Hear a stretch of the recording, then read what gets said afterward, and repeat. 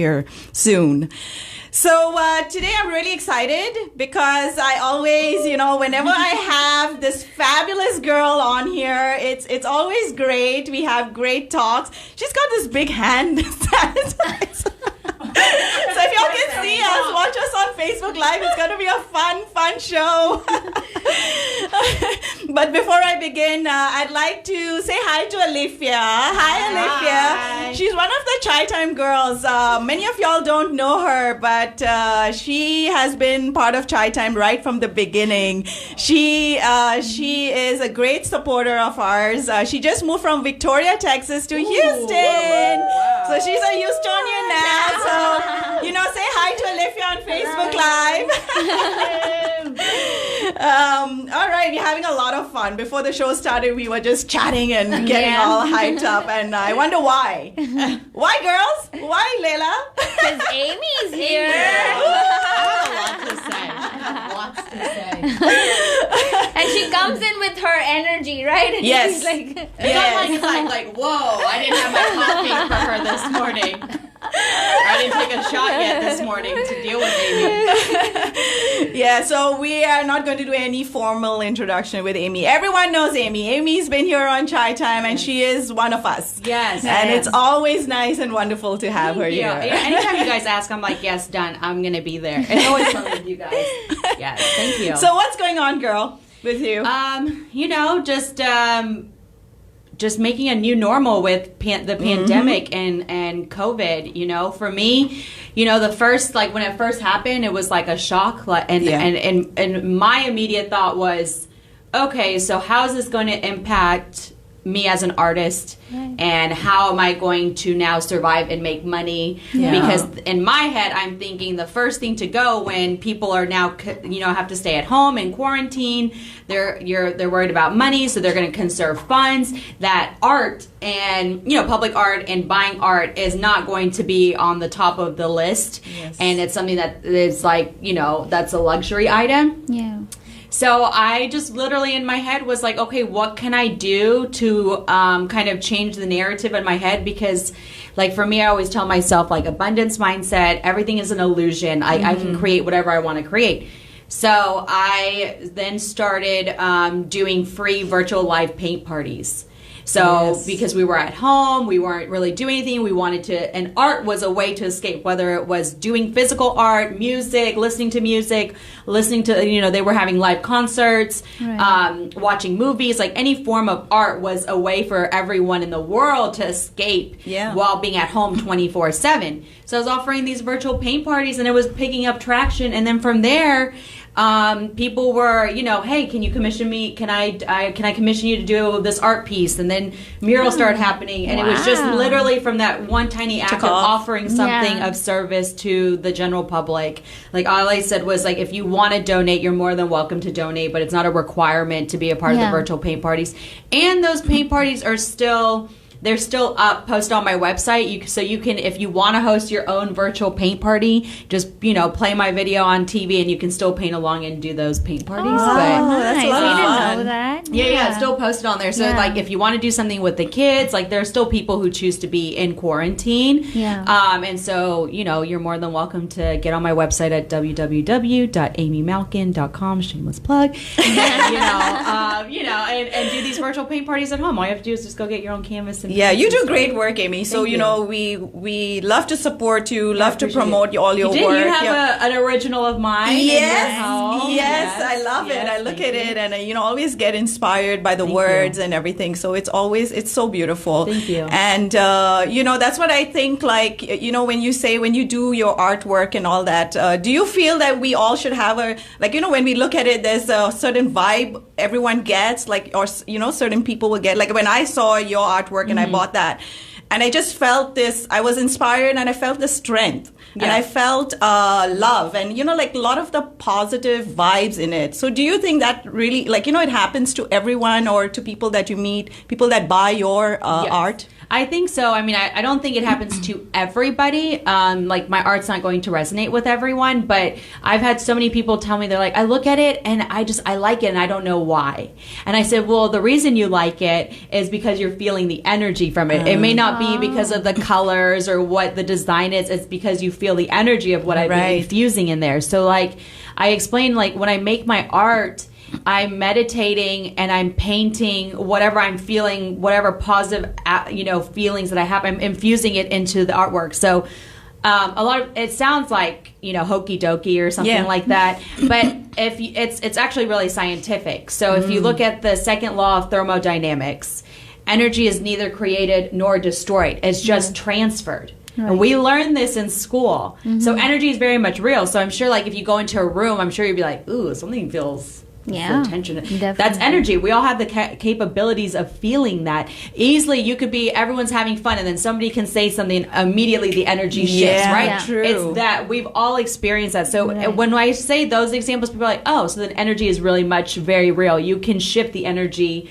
instantaneously within a second. And so with that being said, I am very mindful in my energy when I'm painting. So recently I had a few commissions, and she was like, well, just kind of updating, where is it at? And I'm like, I don't know, I'm in a funky space right now. I feel depressed, I don't feel happy, and I cannot paint your piece because I feel this way. And she was like, and she had hired me specifically because of the energy work that I do, and was like, you know what? I hear you. Please do not infuse that energy into my paintings. Whenever you're ready, please paint. And so, yes, everyone who buys my paintings, it's because of the energy work that I put into it and what they feel from it when they buy my piece. I don't think it would surprise me if someone was like, I'm just buying it because it looks pretty. I would be surprised, and I wouldn't hate them for that. I'd be like, thank you, I appreciate it. But it's what they feel. Even the portrait paintings that I do, the one that just recently sold, the blue one, I mean, for them, they had just renovated their beautiful home in, I think, Riverstone, and they gutted the whole insides out. So they did the whole insides completely new. And so when they saw that painting, they're like, it evokes, regal, royalty, opulence, all of these words, which is what they wanted to evoke in their new home, in their space. So even then, it's yeah, she's a beautiful woman, but still the energy of those words that they described is what they wanted in that space. So even then, I don't think any of my buyers, it's a superficial reason. It's what you just said, they feel the energy from it. Yeah, and you always ask, even when you post your work on Facebook, you always ask, what do you feel? Yes. When you look at this painting, so it's automatically, it makes us think, or our feelings come out. So it's just so, because we don't do that. It's as simple as if I meet you and be like, hey, how are you? Yeah. And I feel it's different than saying, how are you feeling today? It's a subtle change.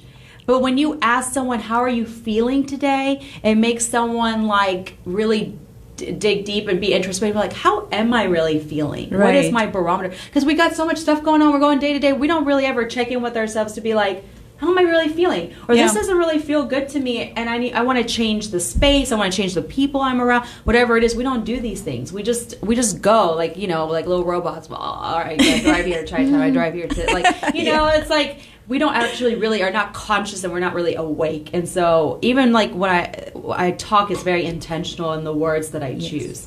And so I want other people then to start doing that too with themselves, and then it's a little trickle effect. So then I do it within my silos of people, and then they get they're paying attention, oh, this is interesting. So, okay, look, and then they start doing it with their groups of people. So it's that's how you make change. Yeah, that's how you make change. Yeah, and you have a studio now. Yes, I just Congratulations. got a studio. So this is the crazy part. I signed the lease during the pandemic. I signed in June, and it was funny because the artist that I'm with, his name is Olu. He's an amazing artist, and from Nigeria. So his work, when I saw his work on the studio walls, and he asked me to be his studio mate, no questions about it. I was like, oh yeah, your artwork is amazing. I would love to be seen with you. But then, then it comes down to the money.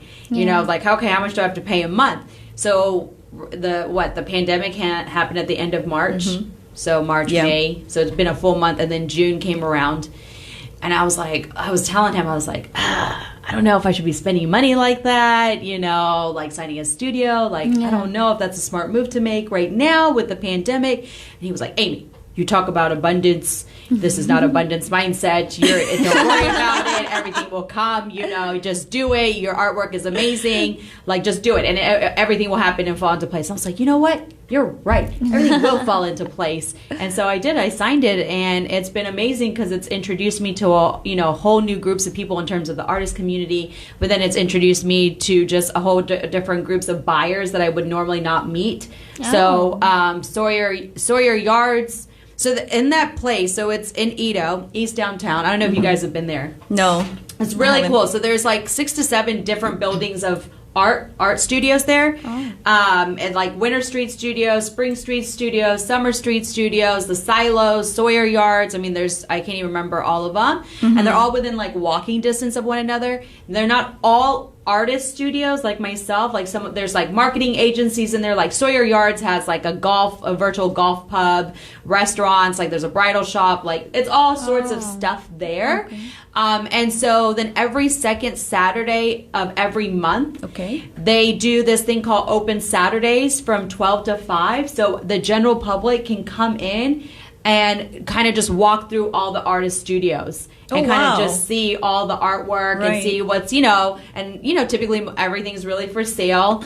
And then there's the Sawyer Yards outdoor marketplace that's currently happening too simultaneously as open studios, and theirs is from 5 to 9 in the evening time. It's kid friendly, so it's family friendly event, so all ages are welcome there. Just like no pets. And then we're also staying to guidelines. So, you have to wear your mask and obviously be socially distanced. And then each studio has their own guidelines that they can do. So certain studios may limit the amount of people that they choose to allow in their space. And so you just wait your turn if you want to see that particular studio space. But I think it's like a cool Saturday thing to do, right? Like sometimes it's so hot outside, you want to be outside, but you can't, like outside of the home, but you can't like physically be outside because you're like in a it's a sauna. So going and supporting these local artists, seeing local art, being around other people in a way. It's a fun thing. It's a fun thing to do. So it's been really fun doing the second Saturdays. Yeah, I think we should plan something. Come to the studio and maybe paint. Yeah. Would that be possible? Well, you can't paint on the second Saturday because there are so many people coming in and out. But one days, for sure. Let's do a little paint party. Yeah, that would be nice. That would be fun. Yeah, all the Chai Time girls get together. Yeah, we could do that. Yeah, Olivia is very talented. Okay, all right. She's gifted for sure. Yes, I did a private paint party recently for a birthday girl. She did it at her rooftop, and she only had like 6 people because I think at that time they said only 6 people in group. Right. And, we all wore our masks, but we're on the rooftop. And, I hosted a private paint party. We all painted our own mandalas and everything. So it was fun. Had music and drinks and food. And, I was conducting the class. So it was fun. So I'd be honored to do it for Chai Time. And that would be fun. Yeah. So our viewers, if you want to see the Chai Time girls paint with Amy, say yes on the comment section. Do a live/virtual event. That would be awesome. So we're doing it live together at my studio, but anyone can join in and paint with us virtually. I love that. That would so be we could do awesome it. too. Yeah, we could do something like that. Yeah. I'm down. Just let me know, amazing. Dayton. I'll make sure I'm standing beside Olivia so she can always help me, because whenever we do something like that, remember when we went to Artsy Soul and I was struggling with the mosaic tiles and I could not finish it and we had to go for dinner and I'm like, okay, I need help here, and she goes, okay, and then she literally took over and it was all done. Wait, so what was so difficult about the mosaic tile? I don't know. I guess I don't know if I don't have the patience. So I don't know what, or I think I'm drinking too much of it. There it comes out. With Bailey's in it?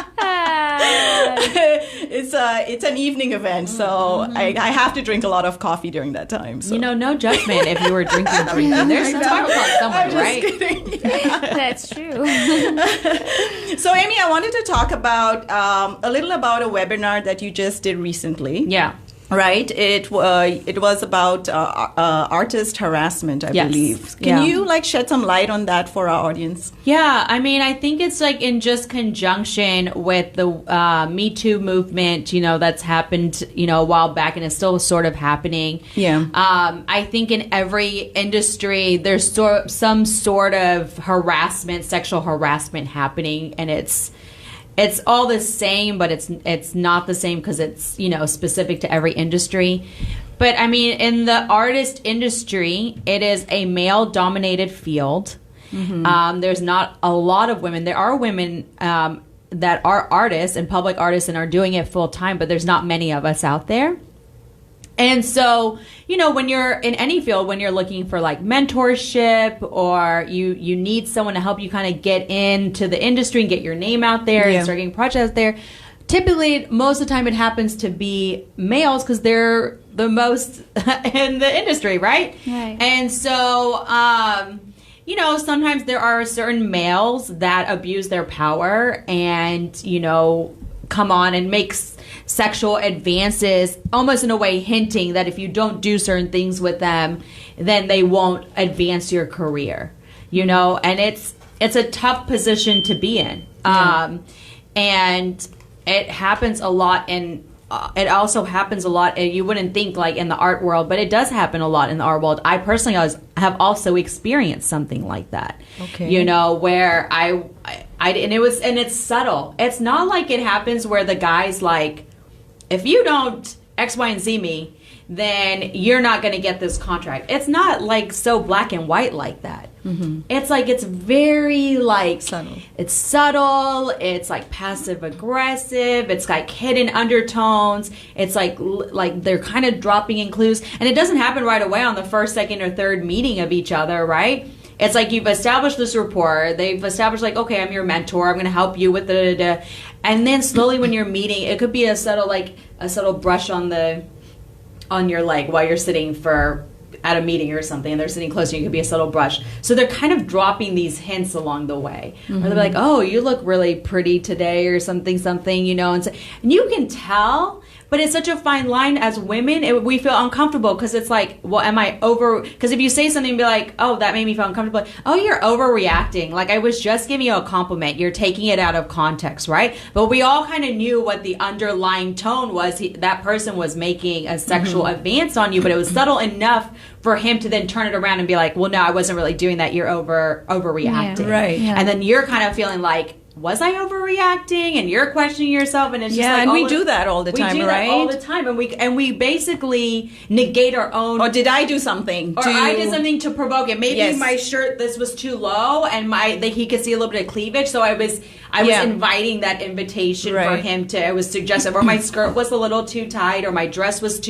shows my body shape a little bit. So I was being sexually, sexual in that way, and we basically override and negate our own intuition that's saying something is wrong, and I'm not advancing myself at this man. I'm not the one doing something wrong. He's out of lines and out of boundaries. But then we question ourselves and we're like, no, maybe it was me, all this stuff. And so it gets very confusing. So when you talk about certain scenarios, then there's people who chime in and be like, oh, I wouldn't have allowed that, or you did this and that and that. And it's like, everyone, the peanut gallery, yes, you have a lot to say, and it's always easier said than done, but you weren't in that energy field. You weren't in that space. You don't know the nuances of like where it was, like we were at a lunch, meeting, or it was at his office, or like there's so many other variables and layers that are there that you're not taking into consideration. So it's always easier to tell someone, well, you should have said this and you should have done this and it wouldn't have happened. Mm-hmm. But if you're not there, and then it's interesting that men will say that to a woman, but they don't know what women are dealing with. You will never know. So like for me, I always use the example, like it's like you can have empathy, you can't fully understand. It's like you saying, I know what it's like to give birth. Yeah. No man will ever understand what it's like to give birth. I'm sorry. So you can't really say you know what it's like, or you have a sister or a mother, blah, blah. No, you have empathy. You can empathize with them. You can kind of understand, but you will never 100% fully understand. So men have to be kind of aware of like mansplaining in those situations. But those things happen. And the first, maybe the first few times, it's shocking. So people don't realize, like, when someone does something to you that's past your boundaries, you're in a shock. You know, you like, people are like, oh, I would have said this right away. You're in shock. Your mind is like processing, like, did this just happen? Yeah. Like, and like, I don't know what just happened. Like, now how do I react to this? And it's like, your mind is firing, you know, a billion thoughts on what to do. And it's done. And sometimes it's just like, I don't, you know, depending on the situation, it's better to walk away or you stay quiet, because you don't know if you say something, if it's going to escalate and turn into something that could be dangerous for you, you know? So there's so many factors. I think that, you know, for me personally, and when I've talked to other women, is that once that's happened to you 1 or 2, 3 times, it changes who you are. It changes, like, just the molecular biology of you as a person. And I think that if it happens again, you're able to react a lot faster, right? Because it's the initial shock has worn off. There's no initial means first. There's no initial first shock anymore, and you've already replayed those situations and be like, man, I should have done this and I should have done that. So now you know, okay, right. Now I know what to do when it happens again. And then just being very clear, you know, about boundaries. And then the other part of that is the scarcity and abundance mindset. You know, it's like, if you feel that someone is telling you that you have to do something sexual in order to get this deal or contract, then either ask, be like, I would, we don't bluntly ask, we're just assuming, right? I would ask, I'm like, are you suggesting that if I do this, then I get this, or if I don't do this, then I don't get this? And typically they will kind of, you know, let you know through their answer, and you can figure it out. And then from there, it's like, if that person says yes, that you need to do something in order to get whatever deal or whatever contract, then it's for you. Honestly, the best thing you can ever say is no, because when you say no to that, more doors that are better suited for you will open for you. That is not the only deal. That is not the only contract that will ever come your way to leverage you in your career. And so, like, once I learned that person is not my holy grail, they're not my only way to be a successful public artist, and I was able to walk away, I have skyrocketed tremendously, because what they were doing was actually hindering my growth. Yeah, you know, they saw the power. I think that's the other thing. It's like also the misconception of strong and weak. They're like, oh, only it happens to weak women.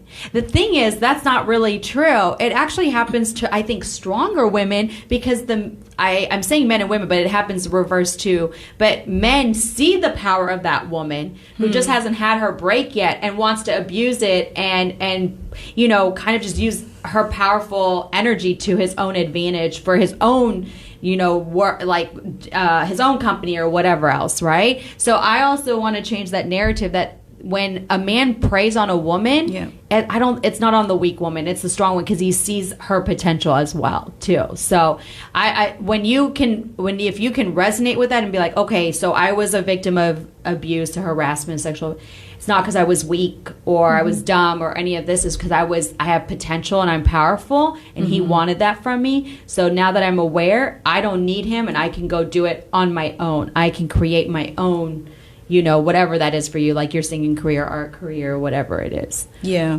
And what you're saying is true, because the strong women, you know, sometimes when you've reached your career and then you want to be more successful, and then it's like, wow, I worked so hard and now I've come to this bump. So, you know, it's okay. You know, we say like, oh, it's okay. Maybe, you know, it's just a one time. It's okay. Right. So what you're saying, it's true. I watched this show on Hulu called Younger. Have y'all seen it? No, not yet. Oh my God, it's so good. So it's about this woman who I think she's like 40 years old. She's recently divorced. She has a teenager kid.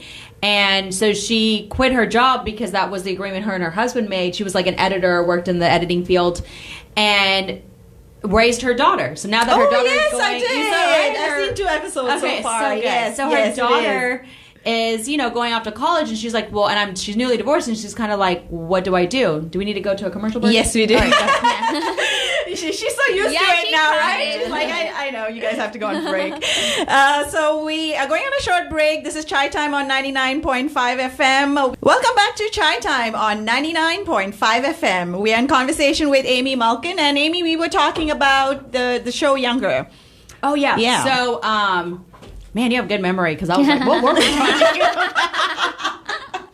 I did have one conversation. I'm paying attention. You are. I'm like jump from like this to this, and then I'll be like, so what were we talking about? Yeah. Yeah, so Younger, it was on the episode. It was first of all, what I liked about the show is that it touched upon a lot of like some of the stuff that we're talking about right now about sexual harassment and just a lot of other things that happen.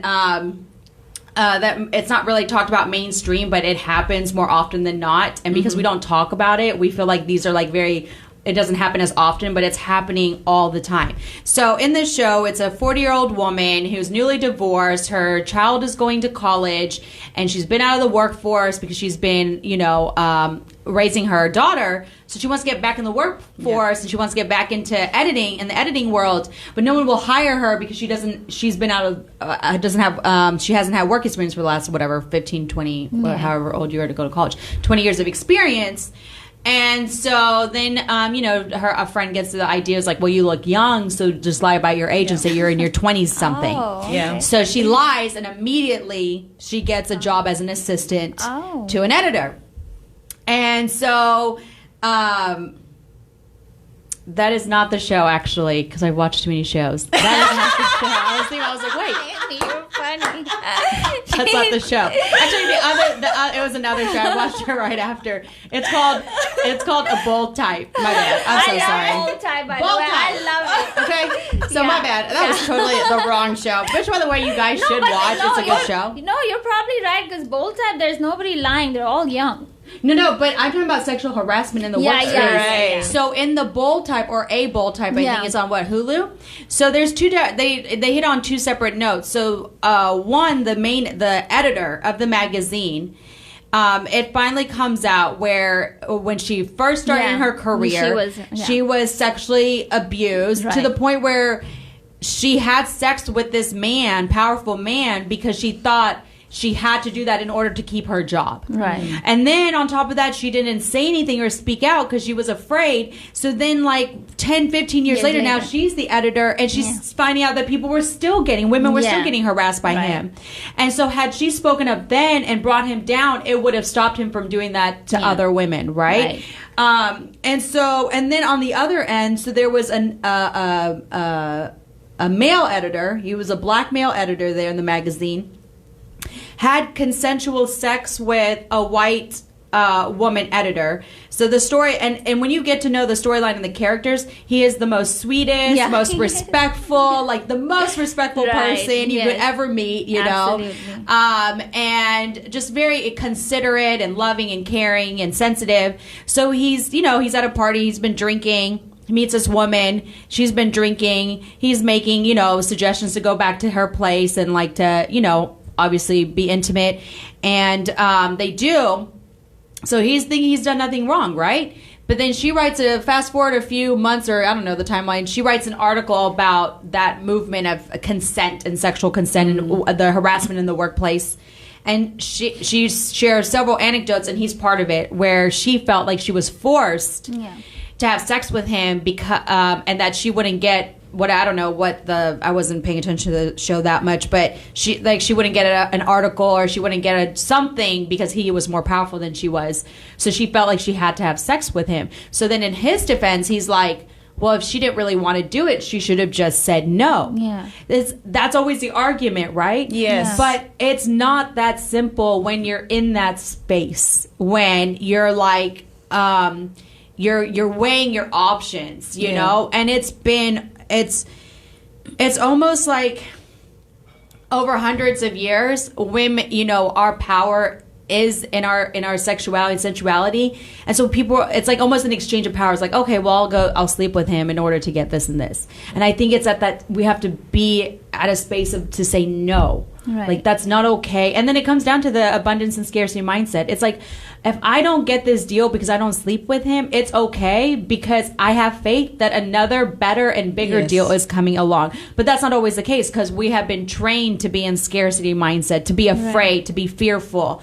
Like, it's these messages are around us all the time. Until you're awake to actually see it, you're not going to recognize you're in it. And then once you are awake and you see it everywhere, and you cannot unsee it anymore. But that show was on two different instances. It hit the point. So for me, where it comes from is that if you are a man like him on the show, who didn't think that he was doing anything wrong, and he thought it was consensual, it's like, you have to ask, to be like, is it like a yes or no question? Yeah. Is it okay that I can have, sex with you? Are you consenting to this? And then it's up to the woman then to also be vocal and be like, well, are you wanting to have sex with me because that's the only way I can get this article? You have to ask these questions. Otherwise, we're creating our own narrative and assuming, and then that's where these things happen. So you have to ask, and it's a learning journey. It's always easier said than done, but you will, once you get in the habit of doing that, it gets easier and easier. This just happened, something similar like this just happened to me 2 nights ago, where I get invited out with a new group of friends. I know some of them, and this man was hitting on me, and he decides to sit in between. I'm sitting on a love seat. He decides to sit in between. One guy's sitting here, I'm sitting here. He decides to sit in between. He's 6'5" or something. There's no room for him to sit there. But he really wanted to sit next to me. So, it's like the emotions of flattery, oh, he thinks I'm cute and he really wants to sit next to me. He did ask that other guy to get up, and he was like, no, that's my spot. This is where I always sit, every Saturday. So I'm sitting here. So, I'm also kind of processing what happens. Okay, I like it, but I also feel uncomfortable now because I'm like this, and I'm really he's in my space. Yeah, I like him, but I don't, he's not my boyfriend to sit like that, you know?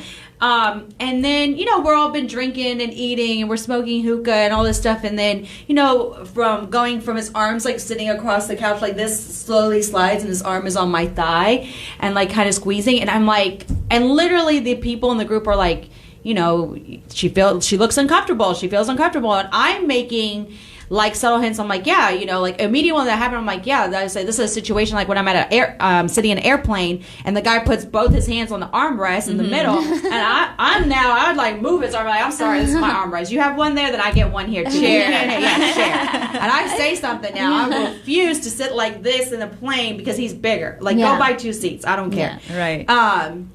So I speak up. So I made that analogy, and they're all laughing, ha ha ha ha ha. But he still doesn't get the hint, right? Even though all his friends are like, you need to move, it's uncomfortable. No. I say that, then they're like, oh, she looks uncomfortable. And I'm like, yeah, man, I can't even, my leg is on top of each other. I can't even close my legs like this. I have to sit on top of each other. So I'm making these hints because in my head, I'm like, I'm new to this group. I've been invited to come out here. I don't want to cause any negative. I don't want to shift the You don't energy. want drama. I don't want drama. I don't want to. Everyone's happy and laughing. So if I say something too aggressive or too rude, it's gonna make it awkward. So these are the thoughts that are going in my head, genuinely.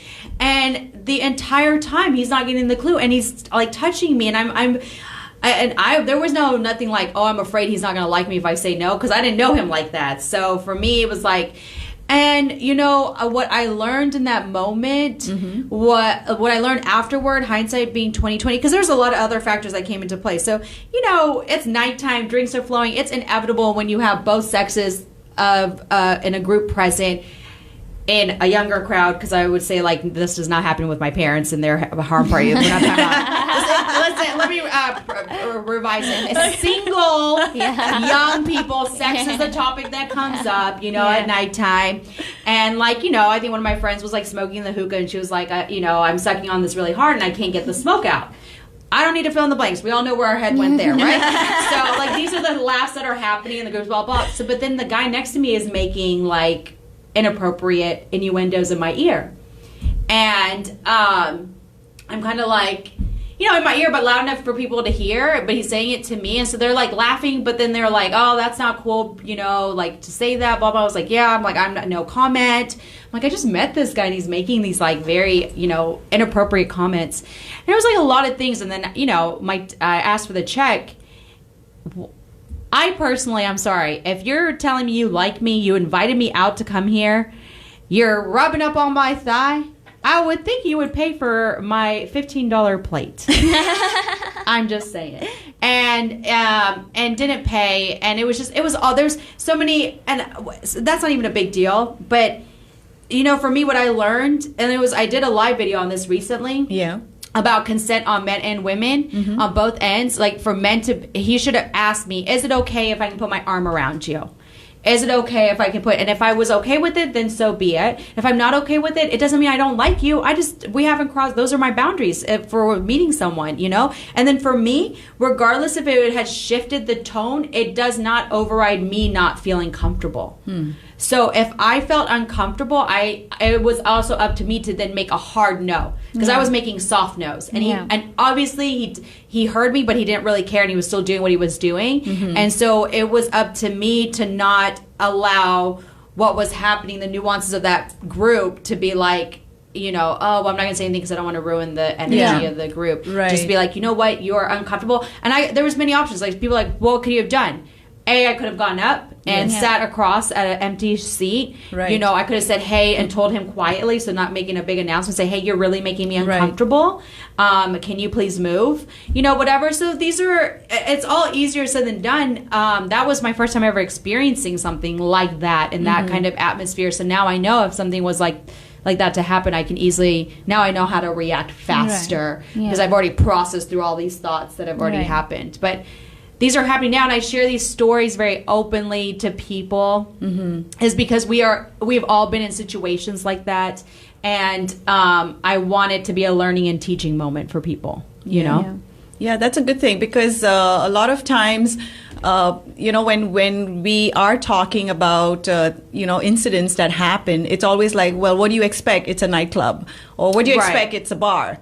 You know, these things are bound to happen, but then where do you draw the line? Like you said, I should have said, you know, like told him. And so that is, you know, true that, you know, we have to, no matter where we are, or, you know, if you're having a good time, but if things are not, we have that feeling that, you know, like, it's not the right thing. Doesn't make me feel good. Yeah, exactly. Yeah. So you have to. Also, when people say, oh, you have to, you know, like you have to speak up and do stuff, but it's difficult to say that to the person that's happening in the moment because they're processing, right?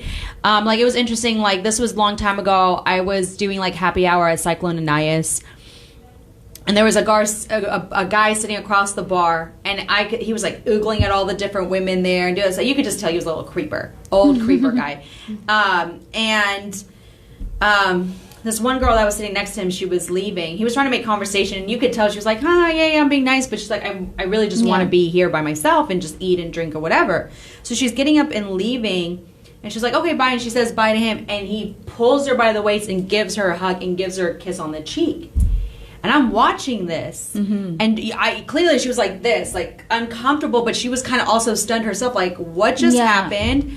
How do I react? And then it's like, you know, you don't want to come across as this angry woman. You're overreacting. You're being dramatic. Like all of these things, right? Like, so I'm sure that's why. And so, I mean, I personally was like, I was like, get your hands off of her. She doesn't like it. And he was like, oh, and she was like, thank you. You know, whisper thank you to me. Yeah, you decided to speak up. Yeah, because I'd been in a position like that. She was young, you know. She was like in her 20s. Yeah. She didn't know, and I'm sure she was very beautiful. It happens to her often. She didn't know how to, and I think it also helps as women if we see other women doing like it's in an uncomfortable position. I will always go in and step in. You know, for the most part, I mean, like in a way that it's safe. Like if I see something and there's a gun or something, obviously call 911 or something. Yeah. Like don't try to step in, but like in that way. But for the most part, I try to help. You know, and it's happening. Like I think men don't realize also they have to take responsibility. You know, for their actions. Like hugs, that has to be consensual. Like we teach this to our kids, right? And it happens in the Asian culture. All right, go give all the aunties and uncles hugs. Yeah. My son does not have to give like all the aunties and uncles hugs. No. If he wants to give a hug, he'll give a hug, but I am not teaching him that he has to hug everyone. That shows a sign of respect. You know, it has to, and my son has been like, I don't want to hug him. Cool. I'm not forcing it, you know? Yeah. And then it's always like with certain cultures, it's like, you know, they're like, oh, he doesn't want to give me a hug. And I'm like, it's not consensual. I'm not teaching him that he has to do something against what he wants to do. So it's like, we have to be mindful of also what we're teaching the younger generation and kids, and for me it's really important to want to teach my son about boundaries and consent. And he has every right to draw boundaries with people if it goes against his own morals, ethics, codes, values, whatever, but I think it comes down to creating your own boundaries, what you're comfortable with, and then it comes down to like the scarcity abundance mindset when it deals with the professional, when we add the professional work industry into it. Yeah. And it's great you're starting him at such a young age, because usually we think, he's only 2. Yeah. Or he's only 3. Like, how are we? Even with me, I ask him, I say, can mommy give you a hug? And sometimes he tells me no. And I'm like, but I really want to give you a hug. It's like, no. And I'm like, okay. And then he'll come and give me a hug whenever he's ready. Right. So I'm teaching even with me. I don't hug up on him and do stuff with him. If he's telling me no, I have to honor that, because then I want him to honor when I say no about certain things, or like when anyone says no. No means no. Like, that's the other thing. Well, she said no, but she wasn't acting like she said no. Yes. Yeah. You see? So True. like, even when I was talking about this situation on Saturday night, some men on my live videos were like, well, you were giving mixed signals, which I can see their point of view. I'm saying these soft no's, but his hand is still on my thigh. So if I really, really felt uncomfortable, I could have moved his hand. I could have done, that's all easier said than done. You weren't me, and you weren't in my position, and the layers and environment that's happening. So, I mean, so I can see the mixed signal parts, So I want people to know around me that when I mean no, I mean no. I'm not saying no to mean yes. And yes means yes, and no means no. Like, it's strict. There's no hidden, codes or something there. It's really important.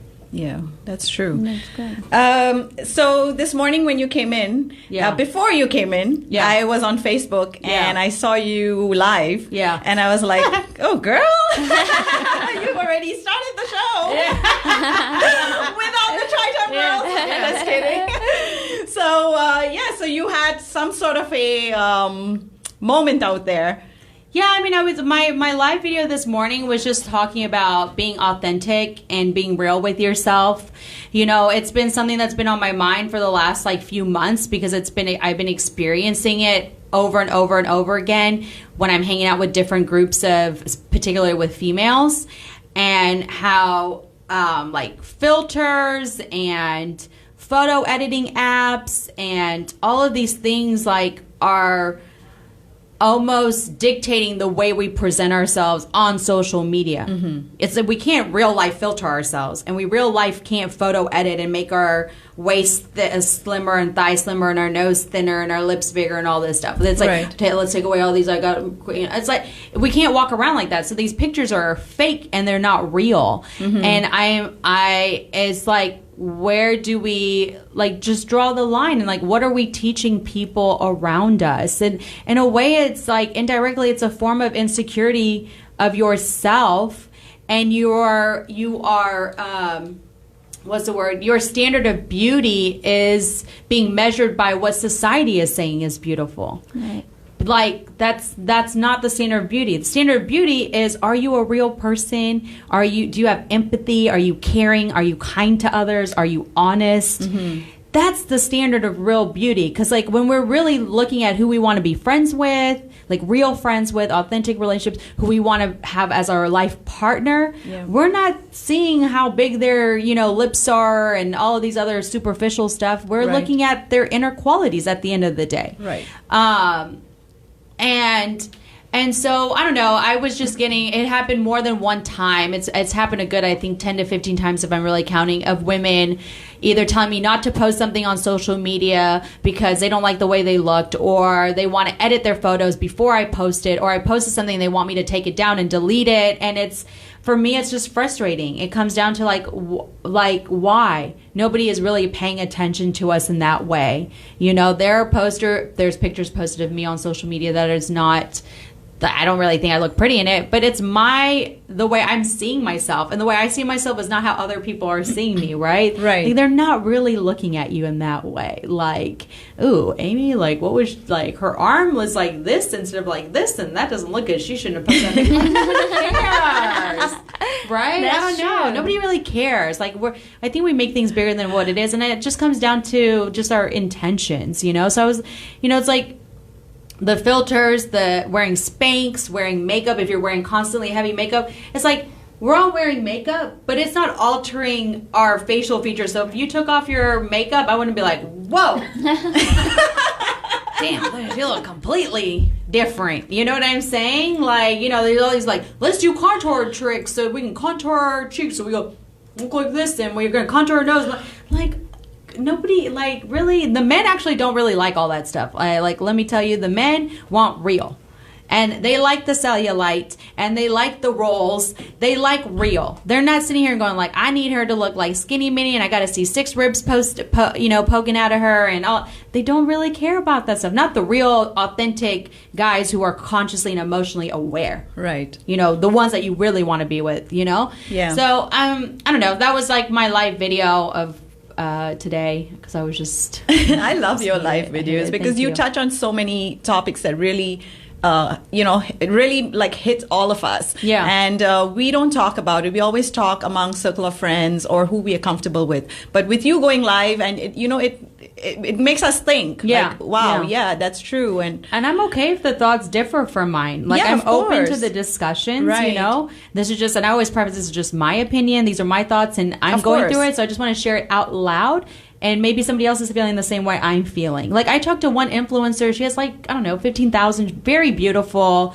Body is amazing. She works out, you know, all the same, realtor. And she was saying the same thing. She was like, yeah, I catch myself using these filters, and I don't, like, you know, I feel bad because I'm altering the way I look, and it's my self-esteem. And then she's like, I'm teaching this to, like, my younger, like, you know, her nieces and cousins and things. She's like, I don't want those girls to think that they look ugly because they're beautiful. Right. You see? And it's like, but it's influencing these little girls, because all these now little teenage middle school have Snapchat, TikTok, and it's like Instagram, and it's altering the way they look, because all these filters are so like readily available. So then they're like, well, I want to look like this. So then they're getting plastic surgery at such a young age. It's like, you're not even fully developed yet, you know? Yes. And then it's like, what is it doing to their emotional health and their mental health to think what really beauty is? Yeah. It's an ugly beast, and it's like, we have to tackle this stuff head on now and have these open discussions so that we can not go in that direction of superficiality and being inauthentic, but go in the direction of being authentic and real, and focusing on things that are more important than the size of our nose.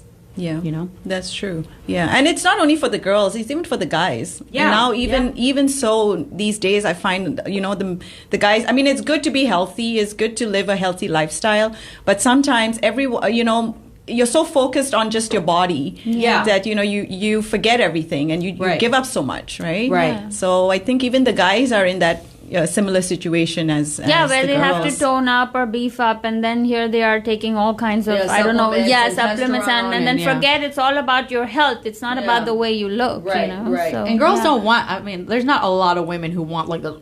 Yeah. I feel like guys are a lot more bigger and more muscular than what women want, and women are too skinny than what men want. I think. Why is this world like? It's because it's the media and magazines that are feeding us this, and if you're not aware that that's where it's getting fed, then it's like, that's even like Kim Kardashian. I'm not knocking Kim Kardashian, but her even perpetuating this body and like talking about on her show, like aggressively working out after she had these kids so that she could get skinny, and then the media making fun of her when she was pregnant about how fat she is. I'm like, she's pregnant. Like, leave her alone. Like, she's pregnant. She can't be fat when she's pregnant. Like, she's making a baby. It's like it's cyclical. So it's like, we're feeding into the beauty industry, we're feeding into the Kardashians, but then the Kardashians are influencing us. So it's like, it's somewhere where there has to be a stop, and we have to break it.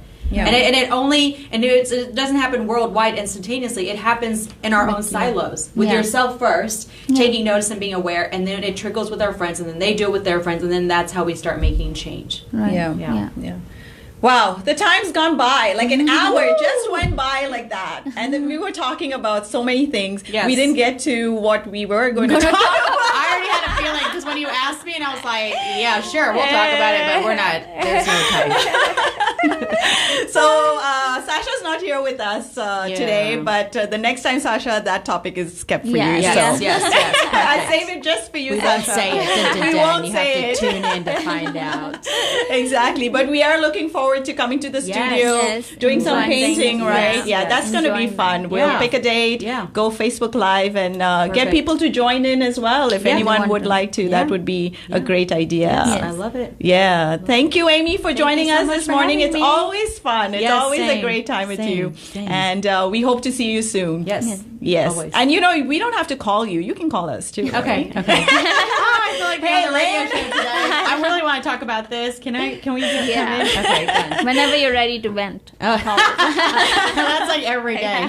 Sharing your stories. Yes, we yes, love it. yes. We love Thank it. you. It's Thank it's you. it's just it's honesty and it's all the truth out there. So Yeah. it's great, and a lot of us women can relate to it as well. And many of us are like we stay quiet, Mm-hmm. and with you coming out, speaking out, and talking about different topics and things that really hit home. Yeah. It really means a lot. Yeah. Thank you. So thank you so you, much. Lynn. Love Thank you.